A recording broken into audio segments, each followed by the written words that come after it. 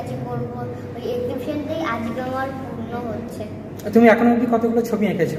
আমি এখনো অবধি ছবি এঁকেছি 15,000-এরও বেশি। কি কি বিষয়ের উপর এঁকেছো যদি একটু বলো? আমি অ্যাবস্ট্রাক্ট বিষয় এঁকেছি। কোন ক্লাসে পড়ো তুমি? আমি ক্লাস 3-তে উঠলাম। আচ্ছা, তোমার নাম? পড়াশোনার পাশাপাশি আর কি কি ভালো লাগে তোমার?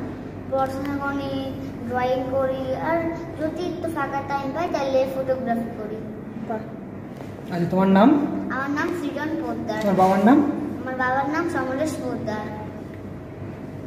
ঠিক তা নয়, প্রত্যেকটা জিনিসের পেছনে একটা পরিশ্রম থাকে। তো এই যে আমাদের যে কঠিন পরিশ্রম, তারই কিন্তু এটা ফল আমাদের। তো এই কতটা পরিশ্রম করলে এই জায়গায় পৌঁছানো যায়, তার উদাহরণ কিন্তু আমাদের এক্সিবিশনটা।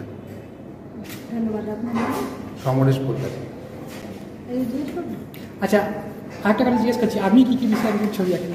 আমি রিয়ালিস্টিক ছবি করি, আর সৃজন অ্যাবস্ট্রাক্ট কাজ করে। আর সৃজনের মা মৌ পোদ্দার, উনি হচ্ছেন রঙ্গোলি টাইপের ডিজাইনিংয়ের ওপর কাজ করেন, আলপনা টাইপের। ওনার নাম? ওনার নাম মৌ পোদ্দার, আমার নাম সমরেশ পোদ্দার, আর সৃজন পোদ্দার। কিভাবে গাইড করি? মানে কি কি দেখে বুঝলেন যে ওর মধ্যে একটা প্রতিভা আছে এরকম? ছোটোর থেকে ওকে ওর সামনে যাই থাকতো সেটা নিয়েই আঁকিবুকি করতে শুরু করে দিত। ঠিক আছে, কোনো রং পেন্সিল পেলে বা কোনো কাঠকয়লার গুঁড়ো পেলে সেটাকে নিয়েই বিছানায় বলুন, দেয়াল বলুন, মেঝেতে বলুন আঁকতো।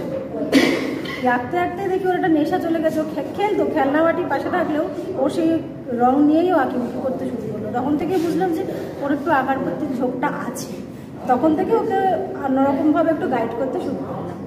আচ্ছা, আপনার নাম? আমার নাম মৌ পোদ্দার।